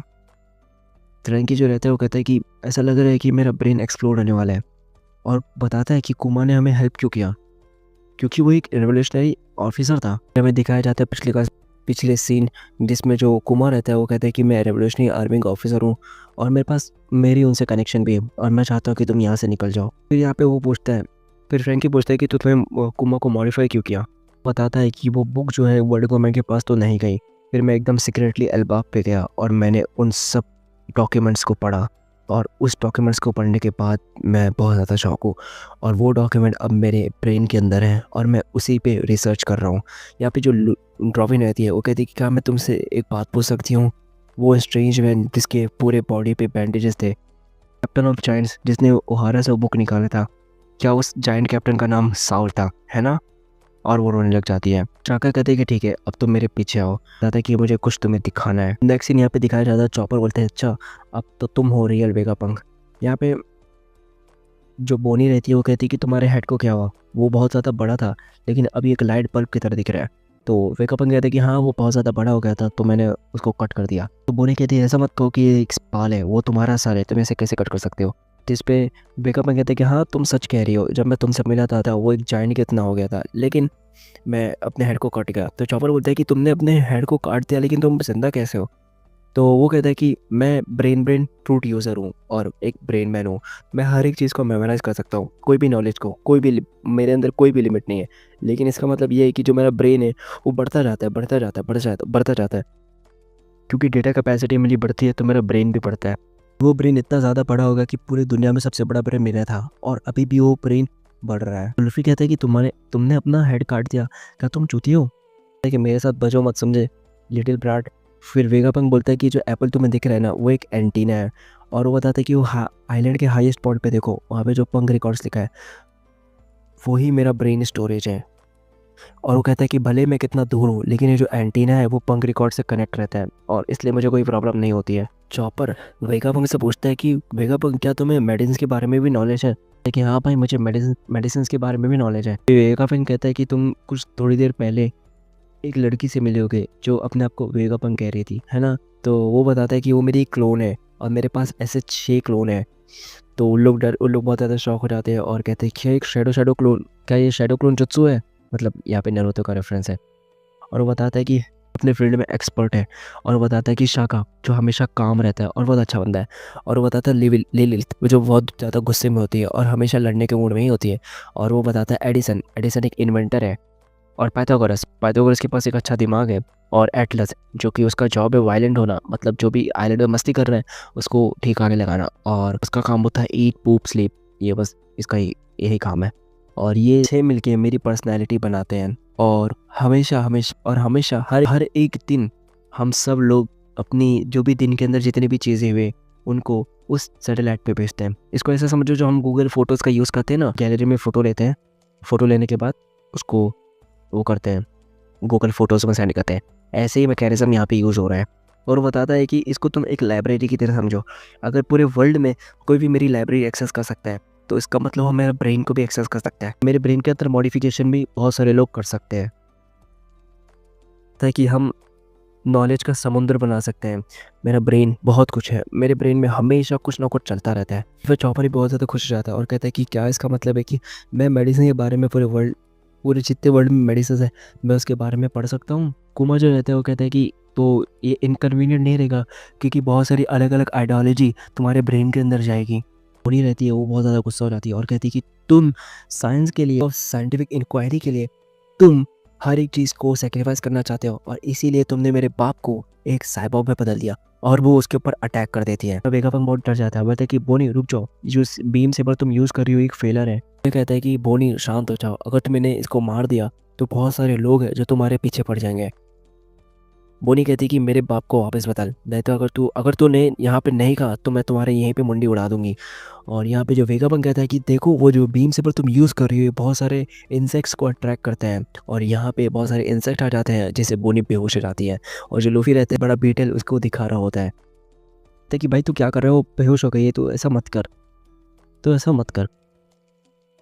और वेगापंग कहते हैं कि मैंने सुना कि तुम लैंड ऑफ वानो में थे थोड़ी देर पहले। फिर वो कहते हैं कि हाँ हम इधर ही थे, लैंड ऑफ वानो में थे, अभी काइडो को हरा के आ रहे। यार बंदा काइडो को हराया, ठीक है। वेगापंग कहता है कि काइडो के अलावा वहाँ पे कोई एक ड्रैगन था, तो वो बोलते हैं कि हाँ एक ड्रैगन तो था जो कि अभी उसको संभाल रहा है। वेगापंग कहता है कि हाँ वो मेरा फेल्ड इन्वेंशन था जो कि मैंने डेविल फ्रूट बनाया था पंकासाड में। वही डेविल फ्रूट मैंने अपने हाथों से बनाया था। मैंने 20 साल उस पर स्पेंड किए थे और बहुत सारे मनी भी लगाए थे और मैंने उस फ्रूट को काइडो के ब्लड लाइन एलिमेंट से बनवाया था। वो भी कहते हैं कि हाँ तुम्हारा जो इन्वेंशन था वो काफ़ी ज़्यादा सही है क्योंकि वो आग अपने मुंह से निकालता है, बहुत ज़्यादा स्ट्रॉन्ग है और वो अभी गार्डियन है लैंड ऑफ फॉलो का। वेगान पूछता है कि अच्छा तो तुम बता सकते हो कि उसका कलर क्या था, तो वो बताता है कि उसका कलर पिंक था। उसके बाद लूफी कहता है कि क्या तुम इस रोबोट को हटा तो वेगापंग कहता है कि नहीं, ये एक लेजेंडरी आयरन जाइंट है जो कि ये कहा जाता है कि इसने मारीजुआ में अटैक किया था 200 साल पहले। और नेक्स्ट सीन में दिखाया जाता है कि जो ये होते हैं स्नाइपर बोल रहते हैं वो मार्क्स लगाते हैं और कहते हैं कि वेगापंग हम तुम्हें आ रहे हैं यहाँ पे एलिमिनेट करने। और यहाँ पे हमारा एक और एपिसोड ख़त्म हो जाता है। नेक्स्ट एपिसोड स्टार्ट होता है, उसका नाम होता है the eccentric dream of a genius. और यहाँ पे वेगापंग कहता है कि अगर ये एक बार उठ जाएगा तो बहुत बड़ी परेशानी होने वाली है। तो जिम्बे पूछता है क्या एक डेडली वेपन है, तो वेगापंग कहता है कि हाँ एक डेडली वेपन है और इसको बनाया गया था 900 साल पहले। जिम्बे पूछता है कि आयरन जाइंट ने मारीजियो पे अटैक क्यों किया था, तो वेगापंग कहता है कि मैंने सुना था कि उसके अंदर जो पावर थी वो ख़त्म हो गई थी, तो मारीजियो में कोई अटैक मतलब कोई भी डैमेज नहीं हुआ और इसको ख़त्म कर दे। लेकिन हम साइंटिस्ट लोगों ने वर्ल्ड गवर्नमेंट को मना किया और हम चाहते थे कि हम ऐसे ही कुछ बनाएं, हम इसको और ज़्यादा रिसर्च करें और देखें कि इसके अंदर क्या है और ताकि हम भी कुछ ऐसा बना सकें। हम जानना चाहते थे कि इसको ऐसी कौन सी सोर्स है जो इसको पावर कर रही है। बताता है कि वर्ल्ड गवर्नमेंट को भी पता नहीं है कि आयरन जाइंट यहाँ पे है और यहाँ पे वो लूफी से कहते हैं कि जो एंट्रेंस है वो भी एकदम ज़्यादा हिडन है ना लूफी। तो लूफी कहते हैं कि हाँ मेरे को तो बस मैं एक्सीडेंटली यहाँ पे आ चुका हूँ। तभी यहाँ पे हमें बताया जाता है कि उसी साल रॉबिन बताते हैं कि उसी साल फिशमैन को ग्रैंट मिला था राइट, ताकि वो रिवर ही ज्वाइन कर सके। और शाकर भी कहता है कि हाँ उसी टाइम किंगडम ऑफ रियोगो को एफिलिएट किया गया था वर्ल्ड गवर्नमेंट के साथ और पार्टिसिपेट करने के लिए गया था रिवरी में। नामी बोलती है कि वो रोबोट ने सेलेस्टियल ड्रैगन पर अटैक किया। वो कहती है कि मैं सोच रही हूँ कि कौन हो सकता है उसके पीछे। तो यहाँ पे शाका बताता है कि जो पावर सोर्स है वो अभी तक हमें पता नहीं है कि वो पावर सोर्स क्या है और आज तक हमें पता नहीं चला कि वो पावर सोर्स क्या है। वो जो पहले के किंगडम थे वो बहुत ज़्यादा ही एडवांस थे और आज तक हमें पता नहीं चला कि वो पावर सोर्स क्या है। शाका बताता है कि हम ऐसे जाइंट आज के टाइम पे भी नहीं बना सकते। तो यहाँ पे डॉक्टर वेगापंग कहता है कि मुझे सच में बोनी के लिए बहुत ज़्यादा बुरा लगता है। तो लूफी कहता है तो अच्छा ऐसा है तो घुटने के बल गिर जाओ और इसे माफ़ी मांगो। तो यहाँ पे डॉक्टर वेगापंग कहता है कि तुम्हें घंटा भी कुछ पता नहीं है तो तुम इसके बीच में बोलो भी मत। और यहाँ पे वेगापंग कहता है कि मुझे इसको कुछ देना है और ये कहता है कि ये किस्मत है जो आज हम दोनों को यहाँ पे मिलाई है। और वेगापंग लूफी को कहता है कि मैं चाहता हूँ कि तुम मुझे यहाँ से लेके जाओ। और नेक्स्ट सीन में यहाँ पे साइपरपोल एजेंट्स जो रहते हैं वो आ जाते हैं। तो साइपरपोल की शिप के आसपास बहुत सारे सी बीस्ट आ जाते हैं और स्टूसी कहती है कि मुझे नहीं पता था कि ये लोग आएंगे। तो बताते हैं कि ये गेट कीपर है एगेट आइलैंड के। लूची कहता है कि कोई भी मोमेंट पे फायर करने के लिए रेडी रहना और सब लोग आ जाते हैं। यहाँ पे कॉल आता है, ये साइपरपोल का कॉल है, हमें इजाज़त दो अंदर घुसने की एगेट के अंदर। एक और साइपरपोल का एजेंट आता है और लूची को बताते हैं कि हमें पता चला है कि जो बोनी है वो एगेट आइलैंड पे गई है। जिस पे लूची कहते हो कि ठीक है, वो बहुत भागती है और एक बार हम उसको देखेंगे तो इसी आइलैंड पे उसको भी ख़त्म कर देंगे हम लोग। यहाँ पे पाइथागोरस शाका आगे बताते हैं कि यहाँ पे गवर्नमेंट की शिप आई है और वो कह रही है कि हमें पोर्ट के अंदर आने दो। यहाँ पे पहले से ही पायरेट्स है, तो मुझे नहीं लगता कि उन्हें हमें अंदर आने देना चाहिए। यहाँ पे उसका नाम सुन के बहुत ज़्यादा सब चढ़ जाते हैं, बोलते हैं कि ये वापस यहाँ पे क्यों आ गया। जहाँ पे लूसॉप और नावी जो रहते हैं वो कहते हैं कि हम उसे पसंद नहीं करते हैं, हमें लगा था कि उसने साइपरपोर्ट छोड़ दिया है, हमें यहाँ से जाने दो। शाका कहता है कि पाइथागोरस को कि शिप को कहो कि जो सेराफिम है वो छोड़ दे और यहाँ से चले, और वो कहता है कि तैयार हो जाओ, वर्ल्ड गवर्नमेंट कभी भी आती होगी यहाँ पे। नेक्स्ट सीन होता है कामाबक्का क्विंडम में, जहाँ पे जो कुमा है वो बहुत ज़्यादा मूव करने लग जाता है, तो उसको सब बोल रहे थे मूव मत करो, मूव मत करो, क्योंकि तुम अभी भी अंडर रिपेयर हो। यहाँ पे ड्रैगन को बुलाया जाता है और बोलता है कि कुमार-सान जो है, एक कुमार-सान अजीब तरीके से बर्ताव कर रहा है। उसमें यहाँ पे एक बंदा कहता है कि अभी भी क्या नेवी से मैनिपुलेट हो रहा है। यहाँ पे ड्रैगन आता है, वो कहता है कि उमा क्या हुआ, तुम कहाँ जा रहे हो। इवान को कहता है कि देखो अभी रेवोल्यूशनरी आर्मी का तो शुरुआत है, तुम जा रहे कहाँ पे हो। और कुमा यहाँ पे भाग जाता है उड़ के। यहाँ पे हम पाइथागोरस को देखते हैं और पाइथागोरस साइपरपोल को बोलता है कि हम तुम्हारी रिक्वेस्ट को कैंसिल करते हैं, तुम सेराफिम को छोड़ो और यहाँ से चले जाओ। यहाँ पे पाइथागोरस रहता है, वो कहता है कि जो सेराफिम है वहाँ से खुद आ जाएंगे और प्लीज़ इसको ऐसा मत समझना कि हम तुम्हें नहीं ले रहे हैं, क्योंकि हम इसलिए नहीं ले रहे हैं क्योंकि अंदर हमारे बहुत ज़्यादा अभी हम बहुत ज़्यादा बिजी शेड्यूल में हैं, इसलिए हम तुम्हें अंदर नहीं ले सकते हैं। यहाँ पे जो कुकर रहता है वो कहता है कि यार इतने सख्त दिल मत बनो, प्लीज़ हमें अंदर आने दो, इतनी ये बहुत बड़ी लॉन्ग ट्रिप थी तो हमें थोड़ा चाय वाय तो दे दो। जिस पे जो पाइथागोरस रहता है वो कहता है कि नेवल ब्रांच 614 यहीं पे है, तो तुम वहाँ पे जाके रेस्ट कर सकते हो। कुका कहता है कि यार तुम ऐसा कैसे कर सकते हो। यहाँ पे लूशी कहता है कि क्या तुम डॉक्टर वेगापंक हो। तो वो बताता है, लूशी कहता है कि एग हेड आइलैंड से बहुत ज़्यादा डिसअपियरेंस हो रही है। जिस पर लिलित गुस्सा हो जाती है, वो कहती है कि क्या तू क्या कर रहा है, कौन डिसअपियर हुआ। तो रॉब लूची बताता है 2 महीने पहले साइपरपोल नंबर 5 शिप नहीं आया, 1 महीने पहले साइपरपोल नंबर 7 नहीं आया और 2 हफ्ते पहले साइपरपोल नंबर 8 वो नहीं आया। और बताता है कि एक भी सिंगल गवर्नमेंट शिप जो यहाँ पे आई है वो अभी तक रिटर्न नहीं हुए, 2 महीने से रिटर्न नहीं हुए, ऐसा क्यों। जिस पे लिलित पूछती है पाइथागोरस से क्या ये सच है। तो पाइथागोरस बोलता है कि नहीं ऐसा तो नहीं होना चाहिए। यहाँ पे पाइथागोरस बताते हैं कि हमारे रिकॉर्ड्स ने तो कंफर्म किया है कि जो शिप्स यहाँ से निकली है वो यहाँ से चली गई है। तो लिली बोलती है कि तू किसके बारे में बात कर रहा है साले, तुझे ऐसी ही दिक्कत है, तू अंदर आके चेक कर सकता है, ठीक है। हम तुझे लगता है कि हम साइपरपोल से मस्ती कर रहे हैं, तुझे लगता है ये सब हम कर रहे हैं, मतलब लिली बहुत ज़्यादा गुस्सा होती है। जहाँ पे रॉब लिची कहता है ठीक है मैं समझ गया, और रॉब लिची फ़ोन रखता है और कहता है कि हमारे पास कोई चॉइस नहीं है, अब हमें जाना ही पड़ेगा। डॉक्टर वेगापंक है, वो कहता है कि हम साइंस से मैं एक ऐसी दुनिया बनाना चाहता हूँ जहाँ पे जो एनर्जी है वो हर एक जन को फ्री ऑफ कॉस्ट मिले। यहाँ पे जो लूफी रहते हैं वो नाक में उंगली डाल के कहते हैं अच्छा तो तुम सब कुछ सबको देने वाले हो। तो जिम्मी कहते हैं कि यार ये तो बहुत अच्छी बात होगी अगर ऐसा होगा। तो जिम्मी बताता है कि रिसोर्सेज के लिए तो हमेशा वॉर होती है, नेवी कंट्रीज ये सब हर लोग एनर्जी के लिए तो लड़ते हैं, अगर हम ये बनाते तो बहुत सारी दुनिया में पीस आ सकती है। तो यहाँ पे जो वेगापंक रहता है वो बताता है कि एनर्जी है, एनर्जी यहाँ पे है, वहाँ पे हर जगह है, एनर्जी बहुत जगह है। है कि एनर्जी तो पूरे वर्ल्ड में भरी हुई है, बस हमें क्या करना है कि हम इस एनर्जी को कन्वर्ट कर दें एक ऐसी एनर्जी में जिसको हम यूज़ कर सकते हैं, और इस वजह से और इससे हम बहुत बड़ा वॉर रोक सकते हैं वर्ल्ड से।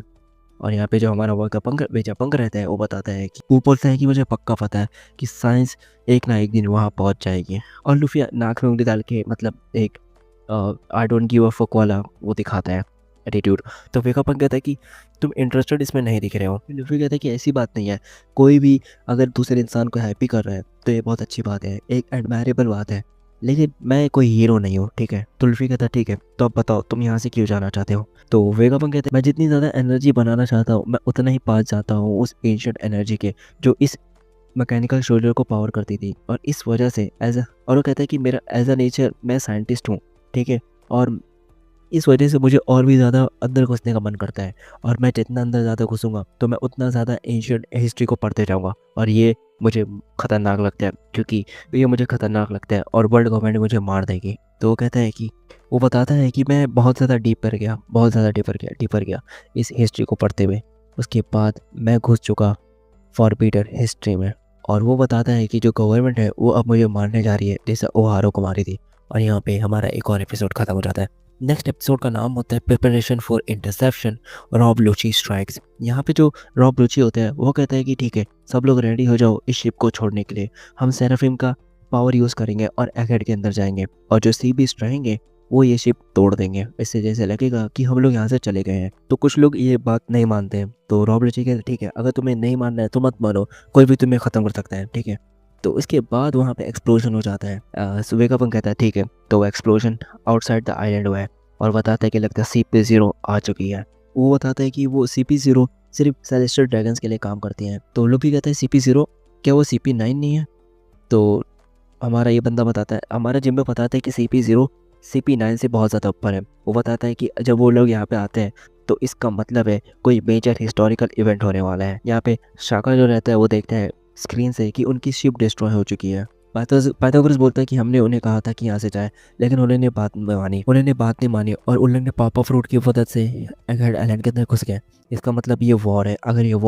अगर ये हमारे से लड़ना चाहते हैं तो हम भी लड़ेंगे। शाका बताते हैं कि जितने भी रिसर्चर्स है और वर्कर है उनको भेज दो यहाँ से और सेराफिम को रेडी करो, हम लड़ाई करने जा रहे हैं। और बोलता है कि जो सेंतो मारू है सेराफिम को लीड करेगा। सेराफिम नंबर 1 सेराफिम नंबर 1 जो कि हॉक की तरह दिखता है, seraphim number 2 snake, seraphim number 3 shark. और यहाँ पे तीनों सेराफिम आ जाते हैं। यहाँ पे जो हमारा डॉक्टर वेगापंक रहता है वो बताता है कि वर्ल्ड गवर्नमेंट अभी मुझे मारने जा रही है, ये बस कुछ टाइम की बात है, इसलिए मैं चाहता हूँ कि तुम यहाँ से मुझे लेके जाओ। और वो बोलता है कि ठीक है, अब CP0 भी यहाँ पे आ चुकी है तो मैं अपना जो भी सामान है उसको पैक करूँगा और यहाँ से चले जाऊँगा। तो बताओ लूफी, क्या तुम मुझे लेके जाओगे? तो लूफी बताता है यार तुम्हें क्या लगता है ये कोई ट्रिप है, स्कूल ट्रिप है? ये बहुत ज़्यादा रिस्की वाला चीज़ है। सिंबे बताता है अगर तुम यहाँ से चले गए तो ये बहुत बड़ा बिग न्यूज़ रहेगा। तो लूफी जो रहता है वो कहता है कि तुम्हारा हेड बहुत फ़नी है, तो ठीक है मैं मानता हूँ, मैं तुम्हें लेके जाऊँगा यहाँ से। वेगापंक बोलता है बोनी को लेबो फेस के ऊपर लेके आओ जो कि क्लाउड के ऊपर है। वो बोलता है कि फेब्रुअरी बेस पे वहाँ से तुम वैक्यूम रॉकेट लो और लेबो फेस तक पहुँचो, ठीक है तो मैं जाता हूँ। और वहाँ से ही तुम जल्दी से गायब हो जाता है और ये दोनों शॉक हो जाते हैं। फिर हमें पंक रिकॉर्ड्स को दिखाया जाता है। लूसी बोलता है कि ठीक है मुझे पता है वेगापंक वहीं पे रहेगा। यहाँ पे जो टूसी रहती है वो बताती है लूची क्या तुम वो 2 लाइन देख रहे हो क्लाउड पे, अगर एक बार अगर एनिमे ने वो लाइन पार कर दी तो जो बीम आती है वो उसे डिस्ट्रॉय करती है।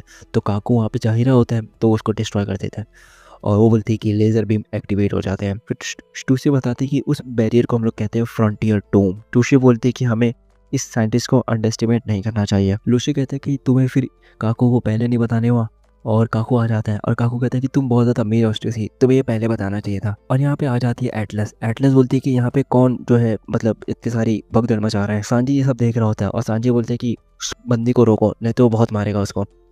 नामी भी इस पे कहती है कि रॉब लूची जो है वो एक क्रेजी गाय है। यहाँ पे जो शाका रहता है वो एटलस को मना करता है, वेट वहाँ पे मत जाओ। यहाँ पे जो लूसी रहता है वो ज़रा भी रहम नहीं खाता है और एटलस को मार देता है। और उसके बाद वहाँ पे लूफी आता है और लूफी देखता है कि एटलस को किसने मारा और लूफी उसको एक पीजन गाय बोलता है, मतलब कबूतर वाला लड़का। यहाँ पे जिब्बी भी शौक हो जाता है और कहता है कि ये सच है कि इन लोग यहाँ पे आए हैं वेगापंक को मारने के लिए। यहाँ पे लूफी जो रहता है रॉब लूची को देख के कहता है कि तू यहाँ क्या कर रहा है। तो लूची भी वहाँ पे आता है और बताता है कि ये वर्ल्ड गवर्नमेंट आइलैंड है, तुम यहाँ पे क्या कर रहे हो, तुम यहाँ पे नहीं होना चाहिए, तो तुम लोग यहाँ पे क्या कर रहे हो। तो लूफी कहता है कि हाँ तुम सही हो, हमें यहाँ नहीं होना चाहिए। लेकिन रॉब लूसी ये भी कहता है कि यहाँ पे जो एली बॉनी भी है, तो अब मैं तुम दोनों को मारूंगा, अब तुम सबको मैं एक ही बार में ख़त्म करूंगा। काको कहता है कि लूची तुम कुछ मत करो क्योंकि अभी स्ट्रॉ हेड एक एम्परर है और एम्परर से हम लोग विदाउट परमिशन लिए फाइट नहीं कर सकते, हमें ऊपर के ऑर्डर के लिए इंतज़ार करना पड़ेगा। स्टूशी भी कहते हैं कि हाँ वो सही कह रहा है। और एम्परर जो होते हैं उनके पास बहुत अलाइज होते हैं, उनकी बहुत बड़ी टीम होती है, अगर हल्की सी भी चीज़ एक बड़े वॉर में तब्दील हो सकती है। रॉब लूची कहते हैं कि हाँ मुझे पता है, मुझे सिर्फ फाइट नहीं लेना चाहिए। लूफी जो होता है वो पोनी को जिब्बे के पास फेंकते हैं और वो कहते हैं तुम पोनी को लेके जाओ, मैं इसको संभालता हूँ। और जो लूफी रहता है वो देखता है एटलस को और वो कहता है कि क्या ये तुमने किया है। तो लूची कहता है कि देखो तुम इससे भाग रहो क्योंकि ये गवर्नमेंट का बिजनेस है, तो तुम ये अच्छा होगा कि तुम यहाँ से बाहर ही रहो। और रॉब लूची कहता भी है कि मुझे नहीं पता तुम यहाँ पे क्या करने आए हो। वहीं पे लूफी इस पे जवाब देता है कि लेकिन उसने हमें खाना खाने को दिया था। और यहाँ पे हमारा एपिसोड खत्म हो जाता है। नेक्स्ट एपिसोड स्टार्ट होता है जिसका नाम होता है powers on a different level, Luffy versus Lucci. यहाँ पे हमें दिखाया जाता है नेवी हेडक्वार्टर्स, जहाँ पे पता चलता है कि स्ट्रॉ हेड्स भी एगहेड आइलैंड पे। अकाइनो बहुत ज़्यादा शॉक हो जाता है और वो कहता है कि क्यों। तो उसके जितने भी रिपोर्टर्स होते हैं वो कहते हैं वो रिपोर्ट की माने तो वो सब वेगापंक का साथ दे रहे हैं। अकाइनो कहता है कि चीज़ें और भी ज़्यादा कॉम्प्लिकेटेड होने लग गई है वापस से। रिपोर्टर बताता है कि CP0 को परमिशन नहीं दी गई थी तो उन्होंने घुस के एंट्री ली है। इसका मतलब है कि उन्हें पता चल गया है कि वो वेगापंक को मारने जा रहे हैं। तो अकाइनो कहता है कि वेगापंक को पहले से पता था कि CP0 का पर्पस क्या था। अकाइनो कहता है तो फिर ये एक वॉर का डिक्लेरेशन है। अकाइनो कहता है कि काश वो CP0 वाले लोग मुझसे पहले पूछ लेते हैं, उसके बाद वहाँ पे जाते हैं। और रिपोर्टर्स बताते हैं कि हमने पहले ही कम्युनिकेशन को लॉस्ट कर दी, तो हमें नहीं पता आगे क्या होने वाला है। अकाइनो कहता है कि अगर वेगापंक स्ट्रॉइड के साथ है तो हम बहुत सारी फोर्सेस को खोने वाले हैं।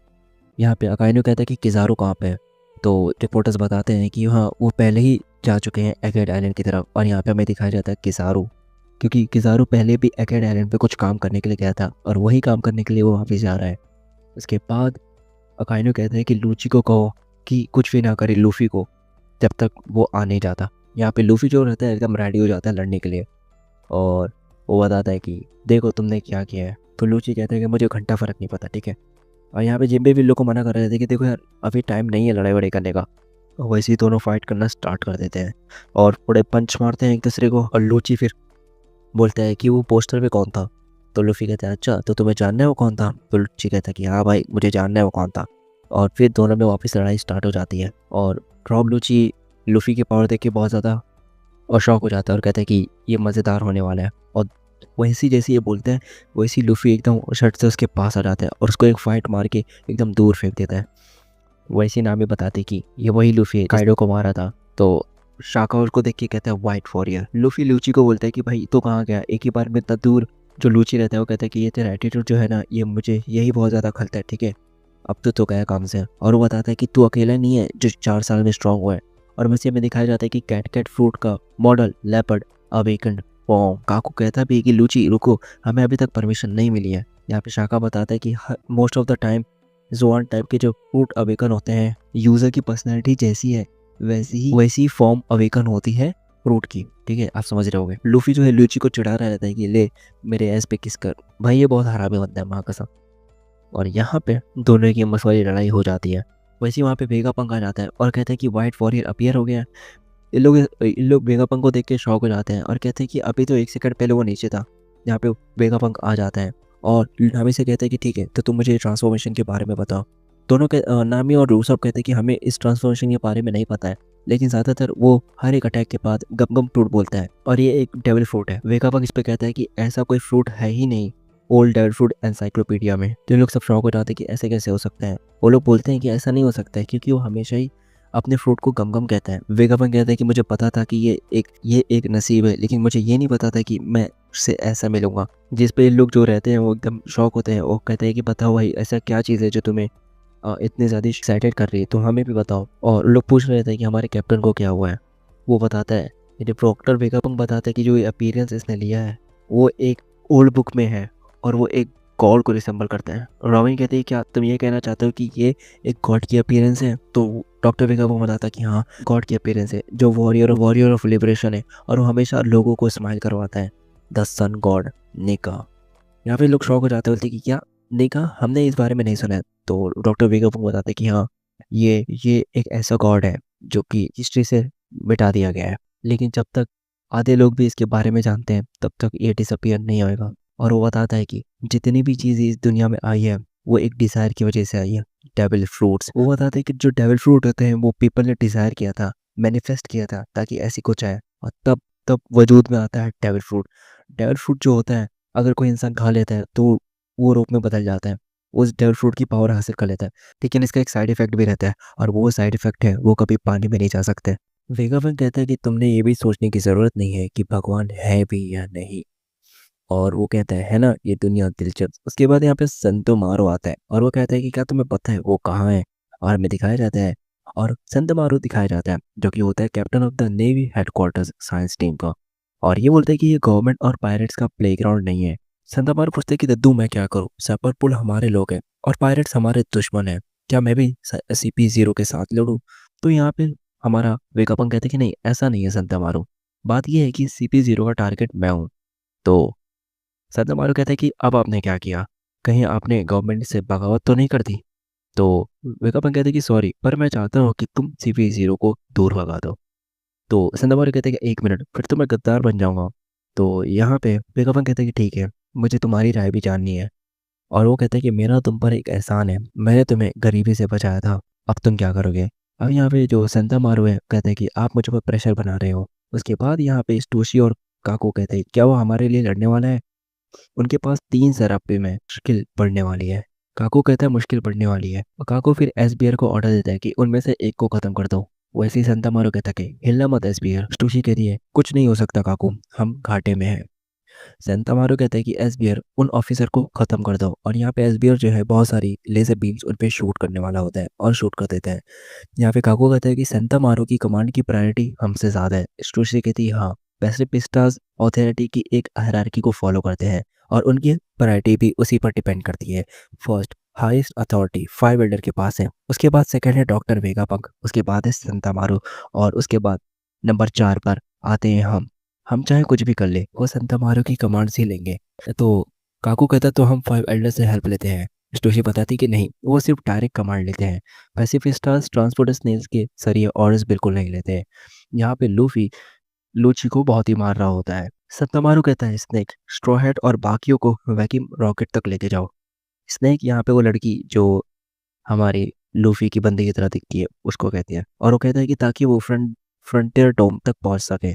और यहाँ पे एसहॉक को कहता है कि एसहॉक और शार्क को CP0 की तरफ भेज देता है ताकि उसको रोक लो। जिम्बे कहता है कि वो सारे पुराने 7 वॉलनट्स की कॉपी है। और यहाँ पे लूफी हमारे लूची को धुलाई कर रहा होता है और लूफी उसको देख के हंस रहा होता है। और उसके बाद लूफी सेंतोमारो से मिलते हैं और कहते हैं कि काफी टाइम बाद मिले हैं। और सेंतोमारो कहता है कि मुझे मेरे हाथियार के नाम से मत पुकारा कर, हम दुश्मन हैं। और वो बोलता है कि कहा तुम दद्दू पंख को यहाँ से ले जाने में मदद करोगे। तो लूफी कहता है कि हाँ, उन्होंने पूछा था, कोई दिक्कत नहीं, मैं लेके चले जाऊंगा। सेंतोमारो कहता है कि पता नहीं मैं तेरे ऊपर भरोसा कर सकता हूँ या नहीं। सेंतोमारो और कहता है कि उन्होंने तुझे एम्पायर का दर्जा भी दे दिया है और ये तूने कैसा हुलिया बना रखा है। सेंतोमारो कहता है, लेकिन तभी वहां पे आ जाता है लूची और लूची सेंतोमारो को मार देता है। और लूची बोलता है कि कमांडर को खत्म करना जरूरी था। और फिर वो बोलता है सराफिम हमारे ऑर्डर्स फॉलो करो। और यहाँ पे हमारा एक और एपिसोड खत्म हो जाता है।